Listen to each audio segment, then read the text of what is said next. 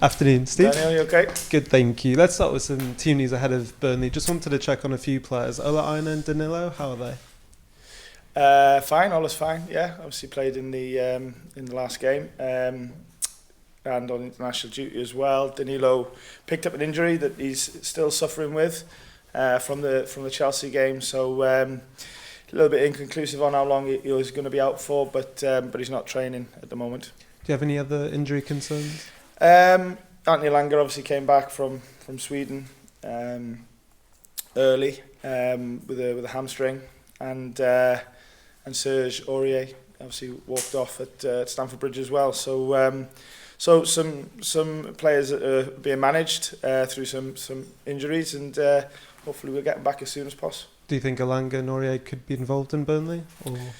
Not sure at the moment. It's still a few days obviously with us playing on Monday. So can't really rule it in or out, but we'll see. It's a very busy deadline day with the 7 new players coming in. Just wonder now, international break's over, what's it going to be like integrating them into the squad, especially ahead of Monday?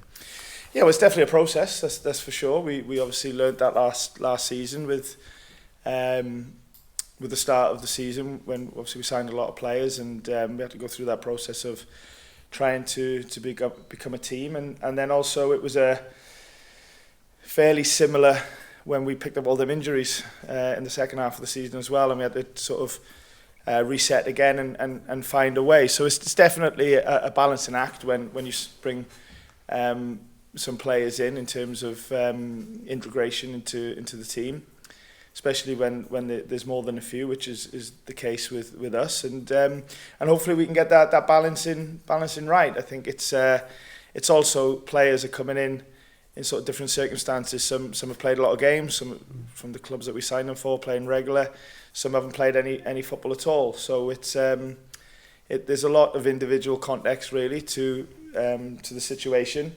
But it's something, we're really looking forward to working with all of the guys, and it's a competitive group now, that's for sure.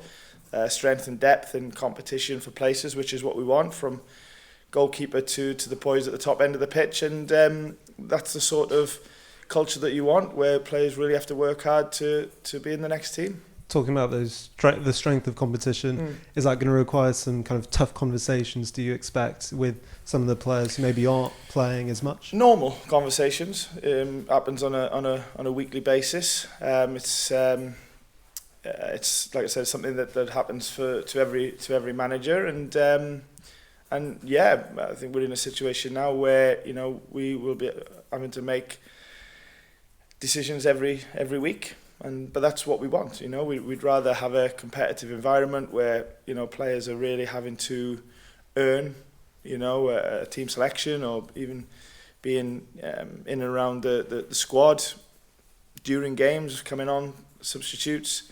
So it's not a normal situation really. I think with the Premier League as well, and the length of games now, the role of the squad is even more important than probably what it once was. Obviously, we make a lot of substitutions now, which is not new, but it's only been going a few years. So it's definitely more than. I think the amount in a core group has increased, I think, over the last year or so, and we just want to be a sort of normal example of that. One of those new signings, the Ibrahim Sangaré, record transfer. Just how happy were you to seal that transfer, and what do you think he'll bring to the side? Yeah, of course. I mean, we've only seen him today for the first time, because he's returned from international duty. So it's nice to meet him properly. When he came here to sign, we were obviously away at Chelsea at the time. So, but he's here now. We're looking forward to working with him. Undoubted quality, and really the type of profile of midfield player that we wanted to bring here, and it's been quite a long process in getting him here, but we're delighted he's chosen us, because he could have chosen so many others, and we're really looking forward to working with him. Just finally from me, Steve, Harry Toffolo got his suspended 5-month ban, as well as his fine for breaching betting rules. Just what conversations have you had with Harry Toffolo? Well, daily ones for the last few months, and whatever the situation with Harry, we were always going to have his back. The situation is, it's business as usual from a coaching football point of view, whereas he trains and is available for games as he has been all the way through. So we like Harry. He's a very popular squad member and shows great commitment every day to his work, and that'll continue. Thank you, Steve. Thanks, Dan. Hey, mate. How you doing? Good, thank you. You've spoken a lot about players coming in and trying to integrate them. What about a player leaving, somebody of the stature of Brennan Johnson, kind of your academy poster boy? What's that been like?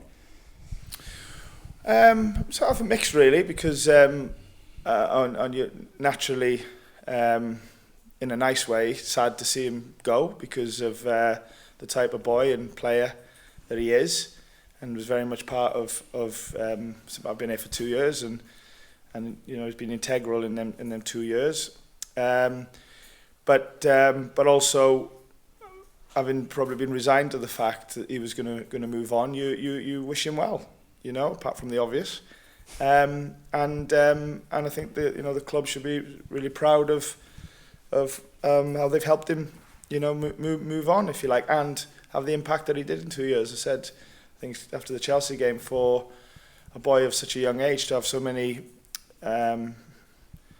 integral moments in the sort of 2 years that he was playing in the first team as a regular, I think will stay in a lot of supporters' memories forever.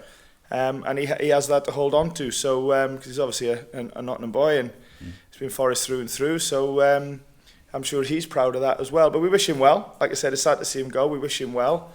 I believe he will continue to progress and get to the very top. And like I said, we wish him well. By here, we look for the next one and we work hard with the group that we've got now, and look to improve on our journey to where we want to get to. On the positive side, you brought in Callum Hudson-Odoi. What can supporters expect to see from him, and what do you demand of him?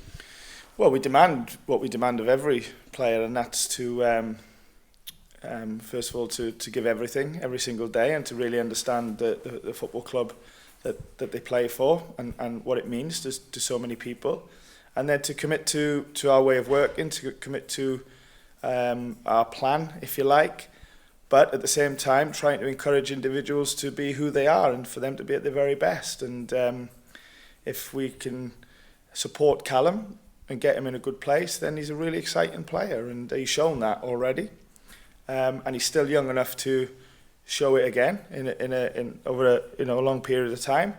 And we're really looking forward to sort of getting our hands dirty with him and supporting him to be at his best. Because if we can, like I said, if we can get him to that, then we know we've got a really good player.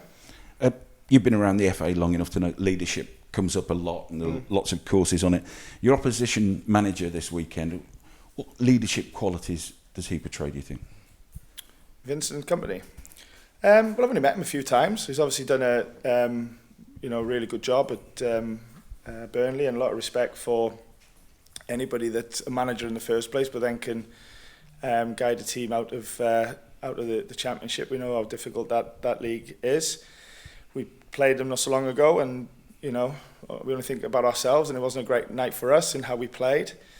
But I think any manager now in the Premier League, I think they all have a way of leadership, they all have a way of playing, a way of how they like things to be done, and Vincent will be no different, but loads of respect for him and the job that he's doing, and we look forward to going up against him on Monday, but really focused on what we do, focused on ourselves, and it's been a couple of weeks since we've played, so we're looking forward to getting going again.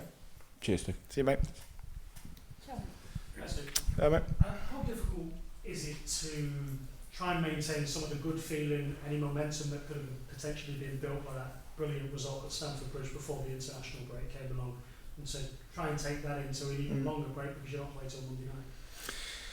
Yeah, I mean it's a common question really around international breaks. It's normally, does it come at a good or a bad time, and I always sort of think the same. You know it's coming, and you try and have a plan for it, and you deal with it as best you can, and whether it's on the back end of a poor result or a good result, I still think that when the games come round again, you want to try and get to a level that is required, you know, to compete in the competition you play in. And obviously in the Premier League, the demands are really high. So that's where the challenge is really, regardless of, you're right, it was a great result at Stamford Bridge, and one that we really wanted and enjoyed when it came. But I don't really think that it's at the forefront of our mind going into this game because of the break, because of the time. The squad's changed a little bit, obviously, since then as well, and we're very much about the present and the preparation, looking forward to Burnley. So that's where we're at, really, sort of living in the moment. And every game in the Premier League is really tough, and sometimes in a different way.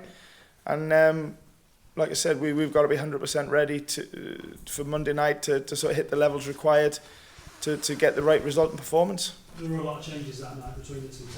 17 across the two teams for the top game.